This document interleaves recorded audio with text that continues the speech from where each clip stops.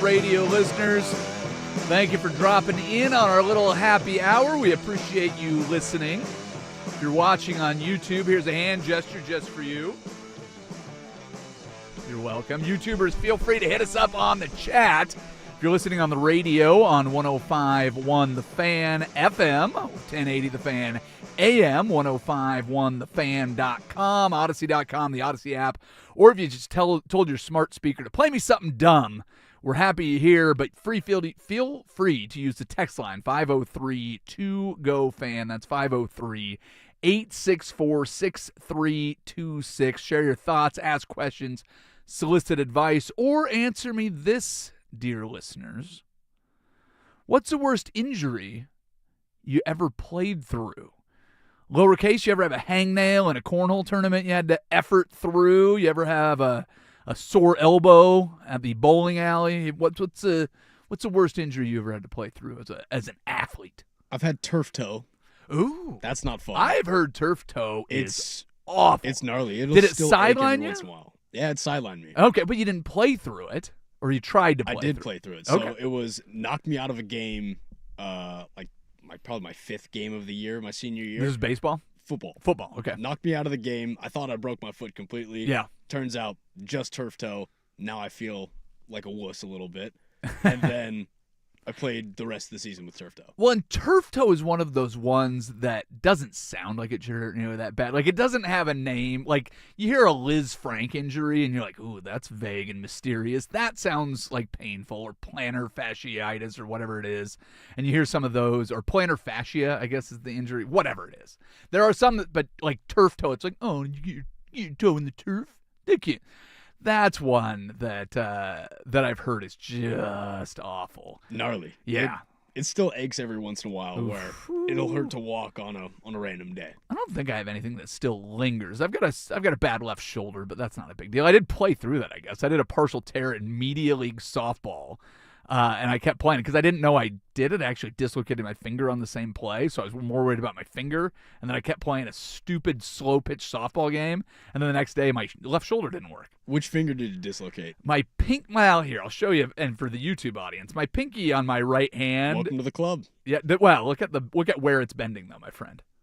Oh, jeez. Yeah, it's not supposed to do that. Yeah, I've got a nice little lightning bolt. So I guess I played through that. I tried to play through on my 16th birthday. I got like 14 stitches on my my left wrist here. A guy slid into second base when I was playing shortstop. His metal spikes dug all the way to the bone. And we only had 9 guys, so I didn't want to forfeit the game. Let my team down. But my coach and my mom were both like, we can see your bone, idiot. Go to the hospital. So I did not play through that one. I did play basketball with a broken foot. This was very dumb. Do they still have the hoop in Beaverton? Is that still a thing out there? It might be. Okay. Not Well, sure. they used to have one in Vancouver. Now I think it's a mega church. But it was like 6 full-length basketball courts in a single gym. And you could just go and play basketball anytime. They started playing some volleyball and doing tournaments there and stuff. And then they sold it. And now it's a church. But when I was in high school, it was the hoop. And I was playing just one day of pickup or whatever, and I'm getting ready to leave, and I'm unlacing my shoes, and some guy comes over. He's like, hey, we need you for one more. We've got 9 guys. We need 10 to run one more game. I go, okay, but I'm not retying my shoes. Then I start making a couple shots. I refuse to go inside the three-point line on offense or on defense. I start making some shots. Some guy out starts guarding me further out. I take a shot, land on his foot, roll my ankle, Jones fracture the left foot. Didn't know until the next day. So I've had a couple. But I'll tell you, it still gets me. Hockey players, as we know, are just about as badass as people get, right? Tougher than nails. It was just reported that Team USA captain and professional women's hockey league player for the Seattle Torrent, Hillary Knight, she's the one, if you weren't paying attention during the Olympics, that scored the game-tying goal with 2 minutes left in regulation, apparently played the gold medal game with a torn MCL. Oh. Yeah. Skating with a torn MCL? Yes. So she said she played through the Milan Olympics with the ACL or the MCL. So it's a torn MCL, just out there skating, just playing hockey. Not a huge contact sport. I wouldn't worry about that. Not like you have to jump in front of the pucks. And I don't care if it's men's or women's hockey. That is not a Not like you have to gentle push sport. off your, your leg every movement. Listen, hockey just keeps giving and giving and giving. It is such a great sport. But there's always a story like this. There's always somebody that does it. So, Hillary Knight, I tip my cap to you. You are more badass than I am, which, I mean, listen, she's got a gold medal. Of course she is. But, dude, just playing through a torn MCL, let's go. Let's freaking go. Before we get into the main story that we need to discuss today, I need to tell you something. Did you know that Fan Madness is back? Join the Fan Thursday, March 19th, Friday, March 20th for two of the most exciting days of basketball in the history of mankind. It's at Tom's Watch Bar in A Casino Resort in Ridgefield. Dirt and Sprague, the firm of Harris and Meringue, happy hour, primetime with Isaac and Suk will all be out there broadcasting live throughout the day. Don't miss a minute of the action. Play hooky with the Fan for Fan Madness, brought to you by A, Window Nation, and George McCoy at Warren Allen. It's the 19th and 20th of March at A Casino Resort. It's going to be epic. There's going to be some small school that scores more points than the other team expected, and they're a big school, and they're going to lose, and they're going to be sad, and other people are going to be happy. People are going to be talking about the brackets. It's really the best. College basketball. Catch the Are you making a fever. bracket? I have not made a bracket in years. If somebody gives me a compelling reason to, it's not a difficult exercise. I will not put a lot of thought into it. I did do something yesterday that I've not done, I think, all season. I watched almost an entire half of college basketball. It was whoever was playing against. It was whoever was playing against Arizona. I want to say it was Iowa State yesterday, and I watched a good part of it. And there was not a lot of shots made. I think in one possession, Arizona had something like 5 offensive rebounds. It was painful. And luckily, I was distracted. Yeah, Iowa State. Yeah, I was distracted by my children, and I was talking with my brother. So I didn't sit down and watch it intently. And I didn't do it by choice. I was at my brother's house. He had it on. But, I mean, picking one of those two teams to win it all. I did watch them. Can I tell you about the new sporting event that I discovered is in existence today? What is it? It is my new favorite thing ever.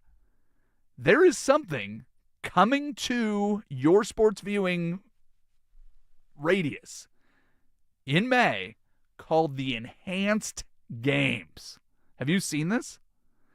So apparently, Olympic gold medalist Hunter Armstrong, he's a swimmer, is joining the PED-friendly Enhanced Games to earn money while still attempting to keep his eligibility for the 2028 Olympics. So here's what we've got. The Enhanced Games will take place in Vegas. Well, technically Winchester, Nevada, but it's at Resort World in Nevada. It's going to be May 21st through 24th, 2026. It's planned for that. It is the first event of its kind permitting performance-enhancing drugs and not following any of the anti-doping agency's rules. It's going to have swimming, track and field, and weightlifting. I so badly wanted to write jokes about this. That is one of the things that I do on this show, but there is nothing more commonly referenced when we talk about drugs and Jerks and Profar and all of the other things, except for going back to Saturday Night Live's coverage of the all-drug Olympics. Here's a little taste of that if you remember this. Akhmanov is getting set now. He's going for a clean and jerk of over 1,500 pounds, which would triple the existing world record. That's an awful lot of weight, Dennis, and here he goes.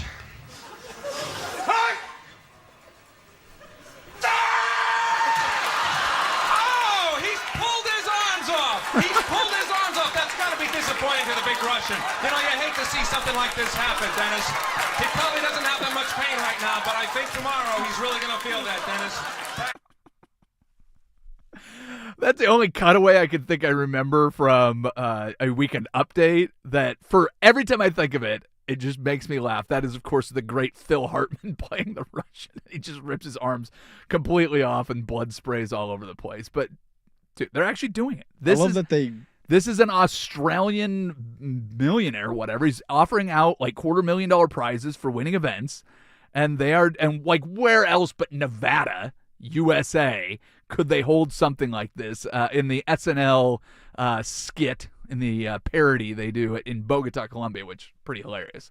But I made you watch that. Had you ever seen that before, Casey? No, I hadn't. I'd heard references of it, but that's a good one. It's so great. The way that he gets covered up with the towel as he still has blood. The way that they play it as straight as they possibly can. It's too good. But this is a real thing. Apparently it's happening in May. There are actual Olympians that are going to go out and doing this. They are... I don't know if they're actually monitoring any of this, but if you go to their website, it says that all of the performance-enhancing drugs must be done with doctor supervision and all of this. So I suppose they're just trying to see what they can do with human capabilities and bioengineering as much as they possibly want. And biohacking, as they call it these days. There you go. So the biohacking Olympics will take place in May. If you enjoyed the Winter Olympics, I'm with you. But if you're not excited about this, I don't know why we even do sports. Let's freaking go. Should we do some In Case You Missed It? All right, in case you missed it, fans are roasting Yankees slugger Aaron Judge for his uninspiring motivational speech to Team USA before the World Baseball Classic. I don't know why anybody is surprised about this. You don't ask the biggest, baddest dude in the room to give the rah-rah speech. What's he going to say? Hey, guys, isn't it great to be 6'7" and more talented than everybody else? Do you think they make a movie about Rudy if he's 260 pounds and pure muscle? No way, dude. If Goliath curd stomp David, it's called a Tuesday, not a world-changing event. Hey, big, strong, super talent. Get up there and motivate everybody. Shut up. Yeah, you want to know why it's easier for him? Because it just is. Of course it is. Have you seen his size? He's not supposed to be able to hit like that at that size, but he does. It's easy for him. Don't have him get everybody inspired. Where's Xander Bogaerts or David Eckstein? Find somebody that's 5'7" and has just been pure grit his whole time and never shuts up in the dugout. That's your guy. Give me a break. In case you missed it, the USGA is permanently honoring Tiger Woods by naming the U.S. Amateur Medal and the Junior Amateur Trophy after him. It's a nice gesture, but do you think Tiger even cares? At this point, everything has been named after him. He's got a video game, a clothing line, golf courses, that one booth at the Perkins in Orlando, the orgy suite at the Bellagio in Vegas, the guardrail they had to put up on Hawthorne Boulevard in Rancho Palos Verdes. I mean, do they... The holding cell? Hey, now. Wait, no, that's okay. Yeah, it's the holding cell. I mean, come on. In case you missed it, Derek Carr retired last year, but now he says he wants to come back and play for a Super Bowl contender. Well, most of us are skeptical, including myself. His former teammate, Tyrann Mathieu, is a believer. The Honey Badger said, a QB at 34 is like a hot wife. A safety at 34, that's a bad guy. That's a fat cop. That's an actual quote, and honestly, Tyrann, I hadn't thought of it that way. I think you've convinced me. I think the way that you articulated and put it in context, I think it's really hard to argue. Derek Carr was already the first quarterback to lose to 31 different NFL teams. Now I'm really rooting for him that he can make it back and lose to all 32. He really is the first quarterback He was to the lose? first one to do it. I believe he has been matched by both Russell Wilson and Joe Flacco. So, yeah, losing to 31 of 32 NFL teams. So, Derek Carr also, there's this very weird record that he holds. There was this graph that was shown on Twitter years ago. I couldn't find it for this, but something like the first five seasons. I'm sorry. Let me start over so it makes sense to people. It'll be very helpful if I do it that way.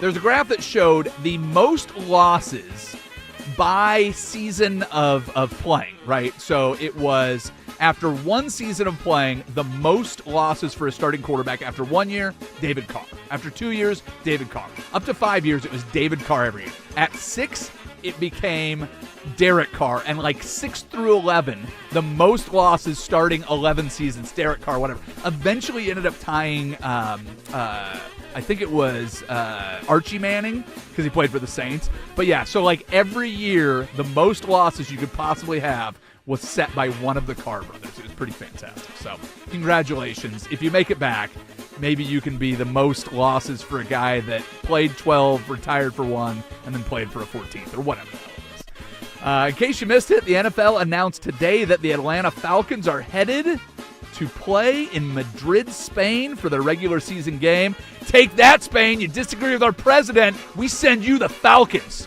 No? Is that not? Sorry, that's just bad timing, I think, on that presser. Why is the NFL doing this? Like, they're giving us, like, one game at a time and, like, who the home team is and where they're playing. Just put out the schedule. Shut up. Don't slow drip us. I'm with you. I hate the slow burn. So dumb. And it's not even a slow burn. It's like a cool.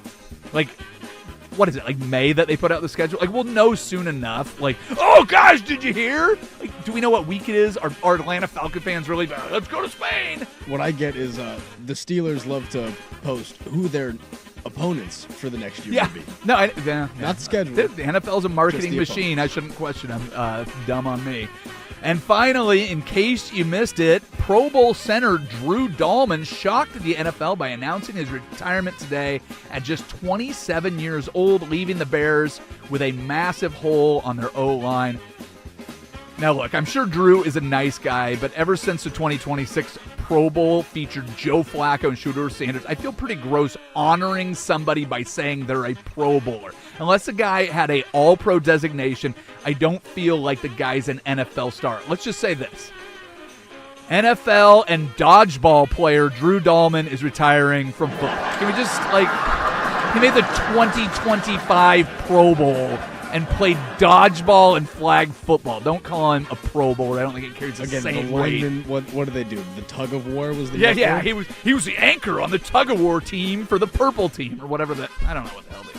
Just let's move on from that. All right, I've got some Seahawks news. We've got a little update on what we talked about with the Mariners yesterday, and then who's getting franchise tagged, who's not. All of that will be, of course, in the Daily Buzz. Next, at 2:30, we'll do a little play-by-play back and listen to the best sound from sports from yesterday and the weekend.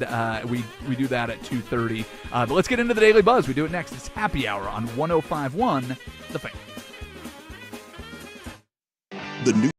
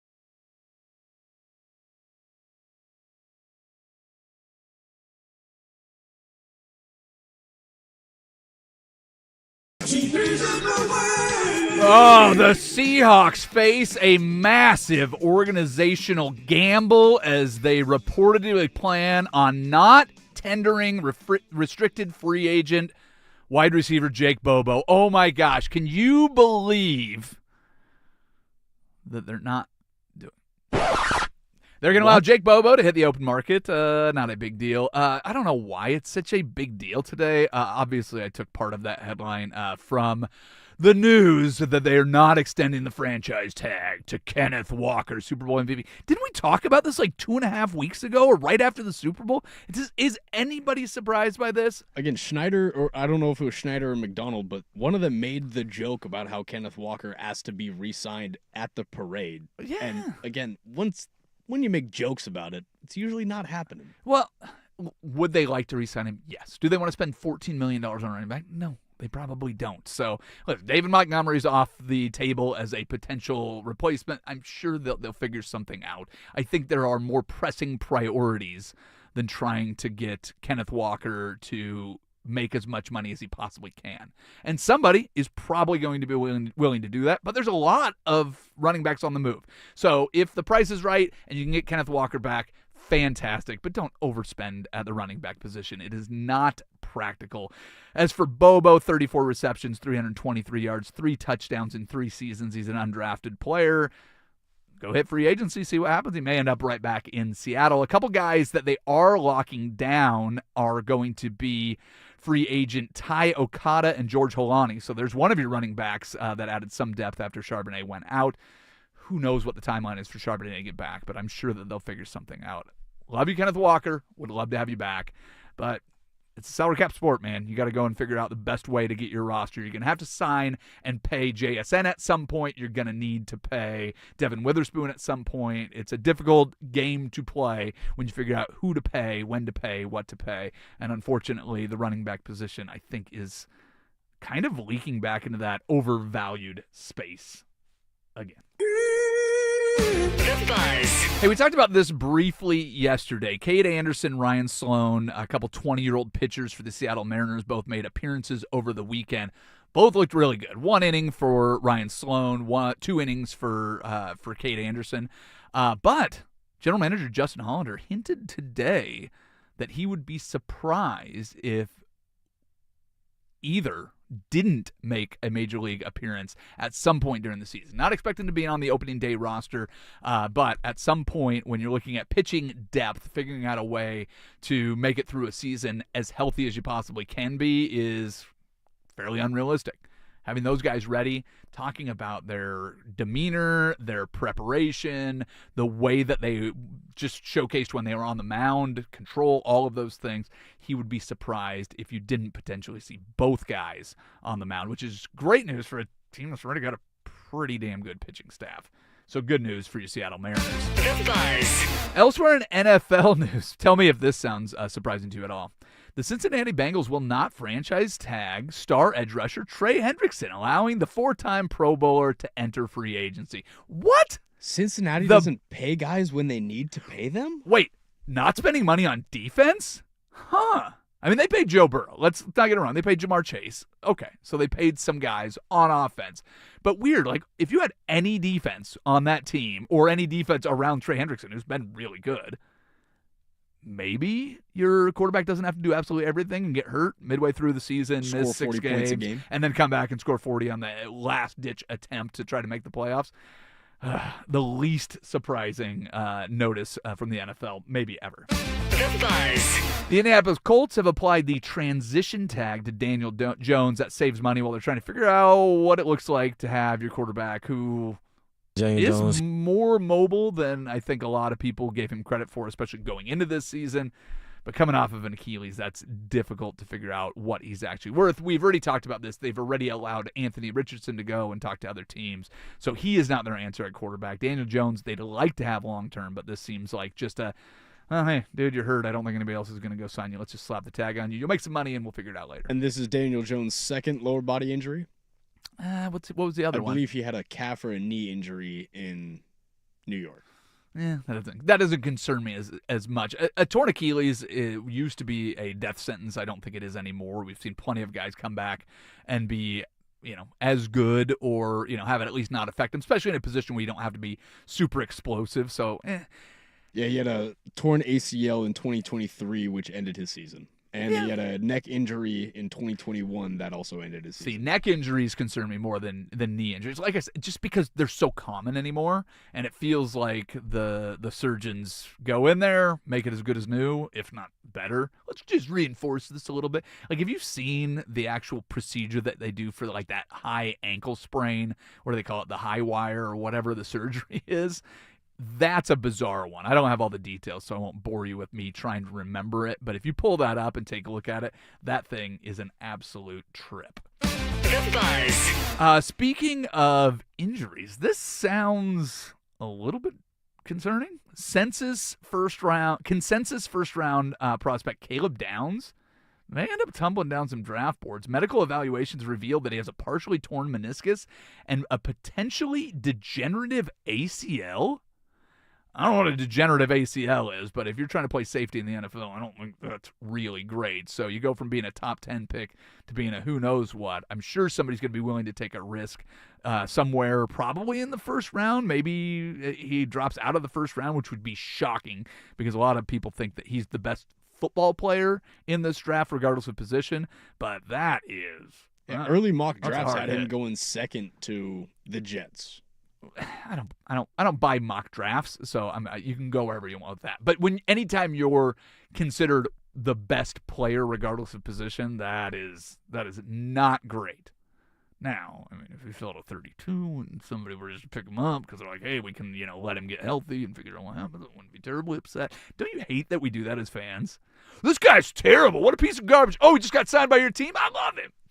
Oh man, that guy's really hurt. I hope that sure would stink if we had to pay him less money, and then maybe we got him back. If they get hurt just at the right time, we don't have to pay. I hate that I do that. Again, my quarterback is Aaron Rodgers. I'm dealing with it. Yeah, I think you have to. The Buzz. This is just funny to me. Well, Al Horford is on the Luke Cornett bandwagon, and he is anti-Magic City night. I think Atlanta's getting all their money worth out of this promotion. We've talked about it, I think, 3 consecutive shows now. They're doing a night to honor their world-famous Magic City adult entertainment venue in the city by serving their, lemon pepper wings?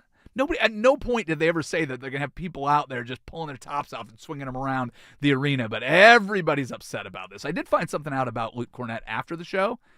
He writes a blog about the churches he visits when he travels around NBA cities. So I did not know that. Okay. But now I do. So, it's nice to know that I can learn more about Magic City and more about Luke Cornett in the same story. I appreciate the information. I'm here for it all. And Al Horford is against it, and Luke Cornett is against it. What's Al Lou Horford's Williams stance? I don't know. He's just backing it up. It's a family sport, and it's a family night out to go to a basketball game. We don't need to get it mixed up with all of this dirty sin that goes on just outside of Al the arena. Horford's 50? It could possibly be just an age thing. I don't know. Listen. Do you really think that they're going to go and have a full Magic City performance in the arena? Or we have to pretend that places, houses of ill repute do not exist in this country? I think we can all... What was it? The Los Angeles Rams had a incident where Blueface, the rapper, had booked out an entire box and invited a bunch of dancers into the box. Did they keep it clean? Did they keep it PG? No, and Yeah. Matthew Stafford's wife was very outspoken about it. Well, listen. I'm glad that we can all get outraged sometimes, even in advance. I think it's absolutely lovely. So if you're doing it to get attention, it's working. Congrats. It worked. I've got an Atlanta Hawks fact for you later in One More for the Road that is just so fantastic. I will give you that a little bit later in the show. The Buzz. 2 more very quick ones. Trae Young will make his first appearance for the Wizards. He was traded in January, but a knee and a calf and whatever else he has not played yet. So he will officially show up, I assume, with just about a hair as he brought out in Atlanta for the Wizards. So that will be fantastic. And Atlanta Braves designated hitter Jerkson Profar suspended 162 games. Congratulations, you missed half of last year. When did you sign that $42 million deal? About a year and a half ago, and you've missed 82 games now, 81 games and now 162. Congratulations on being a big dum-dum. Hey, let's walk over to the George McCoy at Warren Allen Sports Desk. You can tell me what we missed. This sports update is brought to you by Mountaintop Metal Roofing. No maintenance, energy efficient, fire resistant, and a lifetime warranty. Do it once, do it right. Visit mountaintopmetalroofing.com. Okay. First on the fan, the deadline to place franchise tags for NFL teams has officially passed as of 1 p.m. today. And here's a list of players who could end up in new places. Okay, let's hear it. You got running back Kenneth Walker. Yeah, we just talked about that. Wide receiver Alec Pierce. Yeah, that one's kind of interesting to me. I was a little surprised by that, but all right. Former Chargers edge rusher Odafe Owe. Okay. For some reason, there's a headline today. Khalil Mack wants to play. Chargers would like him to play for them. Yeah, okay. Like, how is that a headline? Isn't he signed to them? Yes. I don't know. I can't figure out how some things make it into a news feed and how, like, football player wants to play football and football team wants him to play for them. Like, duh. Running back Travis Etienne. ETN. Etienne, thank you. You're welcome. Ravens center Tyler Lindenbaum. Yeah. And then running back Najee Harris and defensive end Trey Hendrickson. Well, we talked about Trey Hendrickson. How do you feel about Najee Harris? I always thought that he should be a little more.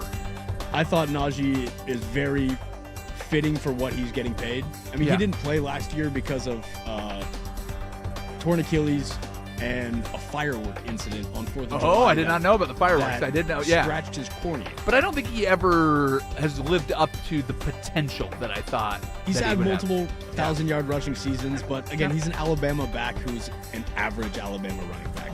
I guess that's fair. You watch him play for Alabama, you get the best blocking out there at every level, and you're going to look pretty good. So, fair point. For more sports scores and stories in 30 minutes, I'm Casey Smith from the George McCoy at Warren Allen Sports Desk. Hurt and missing work? Insurance companies acting like jerks? Don't call your mom. Call George McCoy at warrenallen.com. Recruiting with Andrew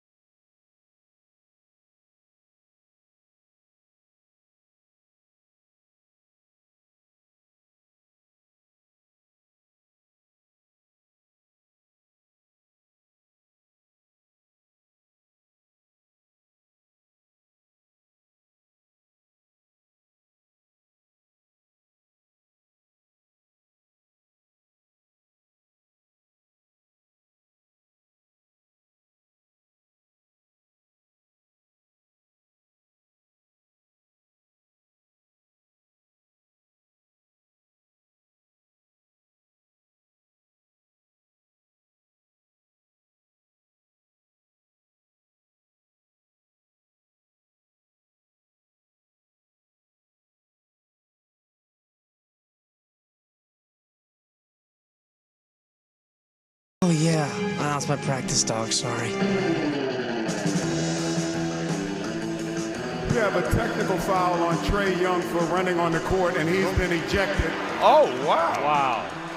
Can't come on the court, though. We have a defensive foul on Houston, and the play is being reviewed to see if it's potentially flagrant.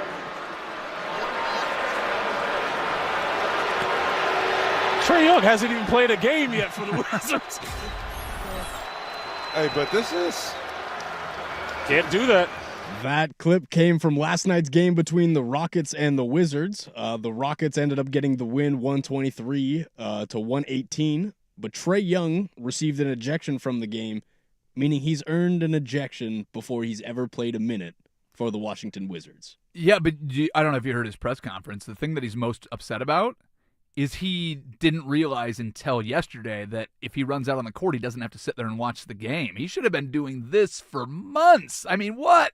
How could you not realize, like, why do I have to be here? Just run out on the court. Figured it out too late, but at least he missed one game, so good for him. And he'll play tonight. So You said he's back tonight? Yeah, that's what I read. Who are they playing? I don't know, don't care.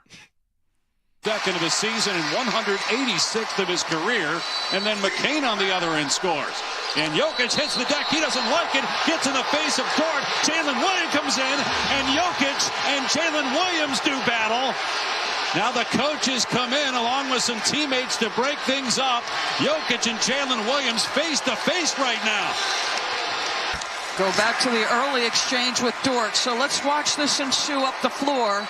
Oh, yeah. Dort goes over out of his way, and this is what gets the reaction from Jokic.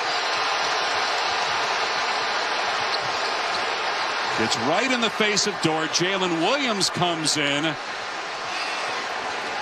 And you see the intensity there in the eyes of Jokic. And the officials, along with the replay center, will take a long look. That was the clip from the Nuggets OKC little scuffle over the weekend. If there was another Malice at the Palace, wouldn't the Nuggets be the worst team to try to fight? Oh, yeah. I don't think you want any part of Jamal Murray, Aaron Gordon. Who else is out there? I mean, Jokic's brothers are just hanging out in the stands. Yeah. No, you don't want. I don't think you want any part of Jokic. It was. You probably don't have the Utah Jazz Denver Nuggets clip in this package that we're going to listen to. I hope not.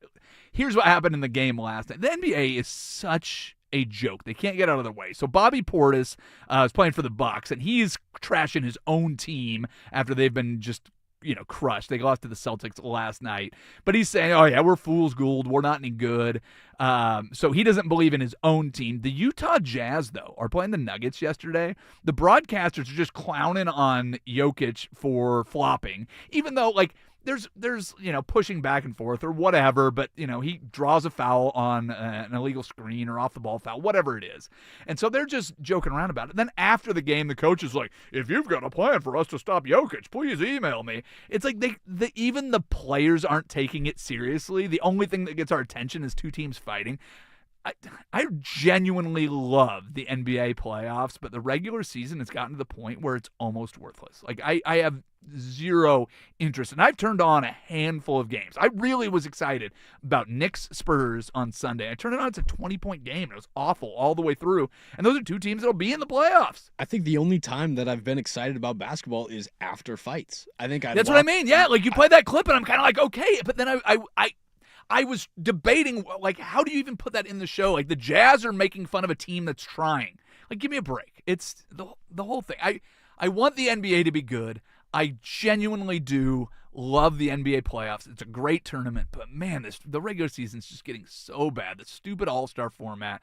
Just wake me up in end of April when they start actually playing games? Ugh. The other thing Cambuzo has done, he's drawn 5 fouls. So cagey there, the dunk. Big time play by Sarr, who's up to 16 points. He's had a tremendous night. That was from Duke's win last night, and we are just 2 weeks out from our first games of March Madness. Yeah! Do you have a favorite? And will you make a bracket this year? I don't know. We'll have to figure out a way to incorporate the Thursday take your pick. We might have to move it to Wednesday and figure it out for that. I have no problem making the picks, but I'm not going to pretend that I have paid any attention to college basketball. You look at it and you go, oh, Gonzaga, I know where that school is. Let's take them to win a couple games. Oh, they sounded good. Oh, I watched an interview with Jim Boeheim. The only time I ever won a bracket challenge was I was 21, and I just moved to Vegas. So I filled out a bracket before I left, because I left like midway through the tournament. First bet I made when I got to Vegas was going into the Sweet 16, bet on Syracuse to win it all, and this is with Carmelo Anthony.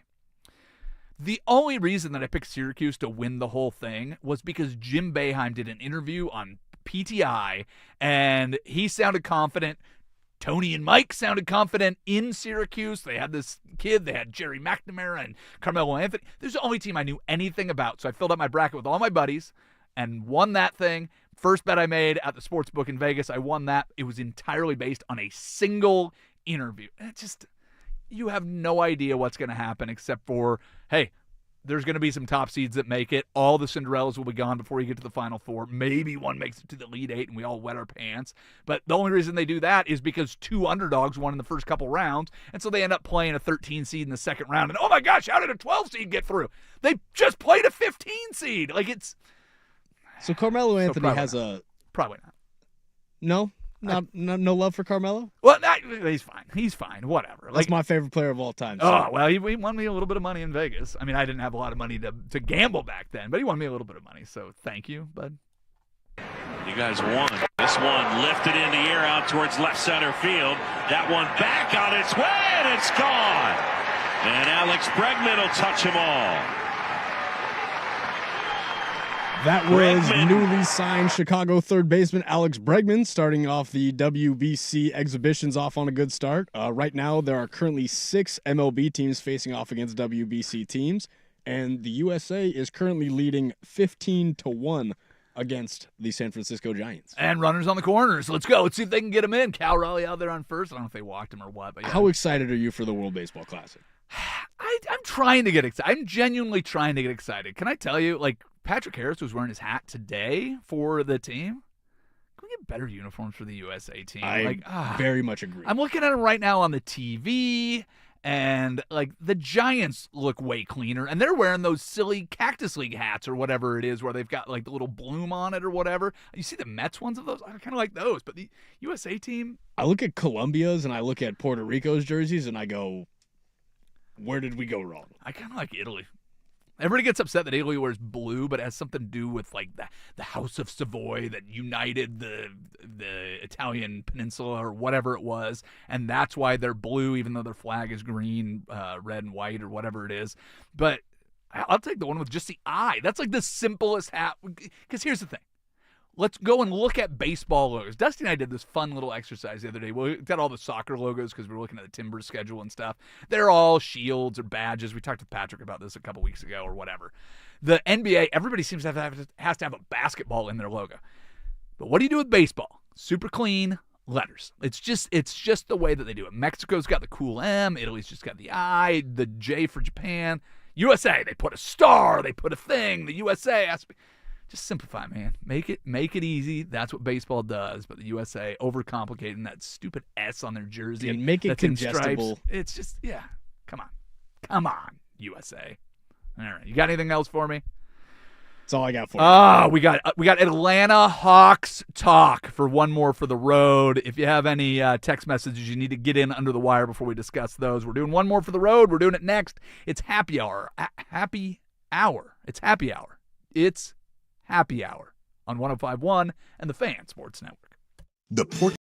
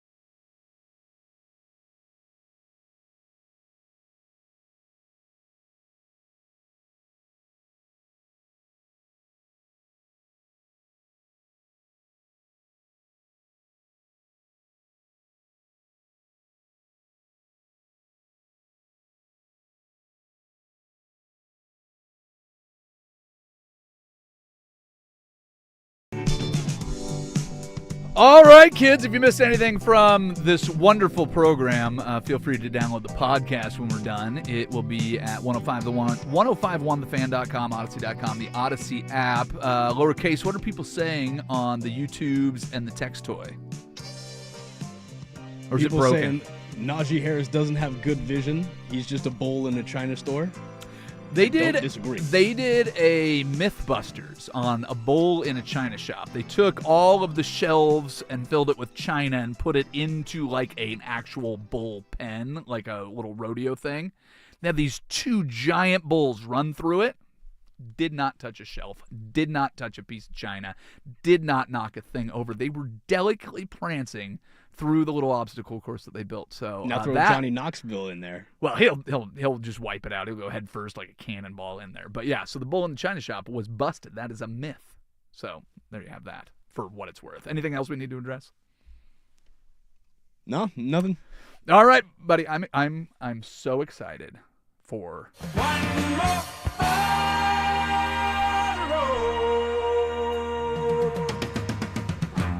as I get older, I am starting to feel that it's not really worth your effort to try to have an opinion on everything. It's honestly kind of annoying. There's certain people that like, oh, you're talking about something, I need to have an opinion on it.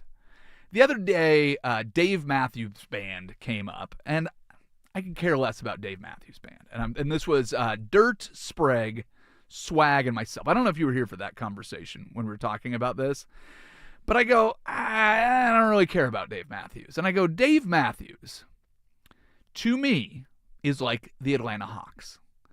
Dirt, I remember specifically, found that to be a very funny comparison. He's like, well, what's your opinion of the Hawks? I'm like, I don't have an opinion. I could care less about the Atlanta Hawks. There has not been a time in my life where the Atlanta Hawks have ever been relevant until maybe this Magic City thing. That's very fair. They are the sports equivalent of meh. And I had this conversation 2 days ago. Maybe it was yesterday.